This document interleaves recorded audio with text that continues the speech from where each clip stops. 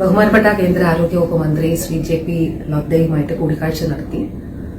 സംസ്ഥാനത്ത് ആശമാരുടെ സമരവുമായതിന്റെ പശ്ചാത്തലത്തിലാണ് കഴിഞ്ഞ മാസം 19-ാം തീയതി ബഹുമാനപ്പെട്ട കേന്ദ്ര ആരോഗ്യവകുപ്പ് മന്ത്രിയുടെ അപ്പോയിന്റ്മെന്റ് തേടിയത്.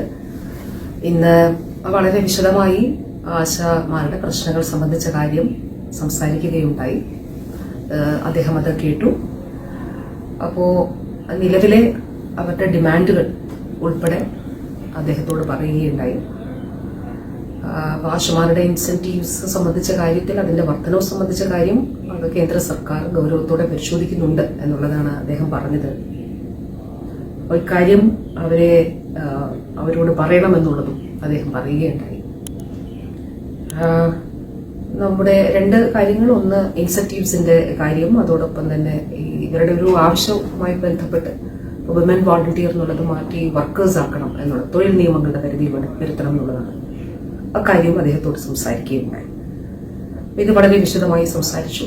അതോടൊപ്പം തന്നെ സംസ്ഥാനത്തിന്റെ മറ്റ് 2-3 കാര്യങ്ങൾ, ഒന്ന് നമ്മുടെ മെഡിക്കൽ കോളേജുകളുമായിട്ട് ബന്ധപ്പെട്ടിട്ടുള്ള കാസർഗോഡും വയനാടും എൻഡോസൾഫാൻ ഇരകളായിട്ടുള്ള സഹോദരങ്ങൾ ആരോഗ്യ മേഖലയിൽ ആശ്രയിക്കുന്നതിന് ഒരു നല്ല മെഡിക്കൽ കോളേജ് കാസർഗോഡ് വേണമെന്നുള്ളതും ഇതിലൊരു സാമ്പത്തിക പിന്തുണ ആവശ്യമാണെന്നുള്ളതും നമുക്ക് അനുവാദം വേണമെന്നുള്ളതും അവിടെ കോഴ്സ് നടത്തുന്നതിന്, അതോടൊപ്പം വയനാട് മെഡിക്കൽ കോളേജ് ആരംഭിക്കുന്നതിന് വേണ്ടിയിട്ടുള്ള സഹായം, അവിടെ മാൻ ആനിമൽ കോൺഫ്ലിക്റ്റ്, മൃഗങ്ങളുടെയൊക്കെ ആക്രമണം വലിയ രീതിയിലുള്ള ഒരു ജില്ല, ഗോത്രവർഗ വിഭാഗത്തിൽപ്പെട്ട സഹോദരങ്ങൾ ധാരാളം പേര് താമസിക്കുന്ന ജില്ല എന്നുള്ള നിലയിൽ പ്രാധാന്യം കണക്കിലെടുത്തുകൊണ്ട് അവിടെയും ആവശ്യപ്പെട്ടു.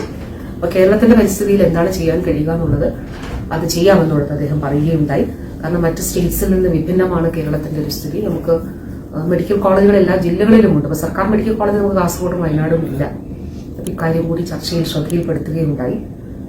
ഇതുകൂടാതെ ഓൺലൈൻ സെയിൽ, ഡ്രഗ്സിന്റെ മരുന്നുകളുടെ ഓൺലൈൻ സെയിൽ, അത് വളരെ ഗൗരവത്തോടുകൂടി കാണേണ്ടതായിട്ടുള്ള ഒരു വിഷയമാണ് എന്നുള്ളതും, അപ്പോൾ കേന്ദ്രത്തിന്റെ ഒരു ഇടപെടൽ, ചിലപ്പോൾ ചില നിയമനിർമ്മാണങ്ങളൊക്കെ അതിനാവശ്യമായിട്ട് വരും. അപ്പോൾ അത് ട്രക്ക് കൺട്രോളറുമായിട്ട് സംസാരിച്ചുകൊണ്ട് ആവശ്യമായിട്ടുള്ള നടപടികൾ സ്വീകരിക്കാമെന്നുള്ളത് അദ്ദേഹം പറയുകയുണ്ടായി.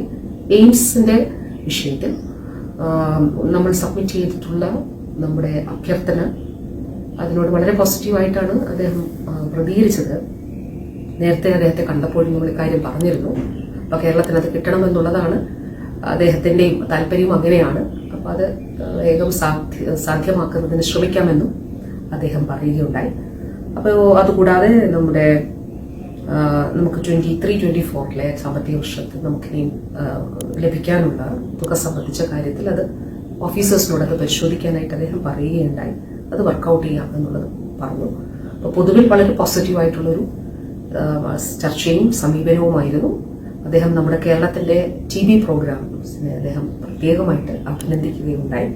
ഏറ്റവും മികച്ച നിലയിൽ സംസ്ഥാനത്ത്, രാജ്യത്ത് ഈ TB എലിമിനേഷനുമായിട്ട് ബന്ധപ്പെട്ട കാര്യങ്ങൾ മുന്നോട്ട് കൊണ്ടുപോകുന്നത് കേരളമാണ് അദ്ദേഹം എടുത്തു പറയുകയുണ്ടായി.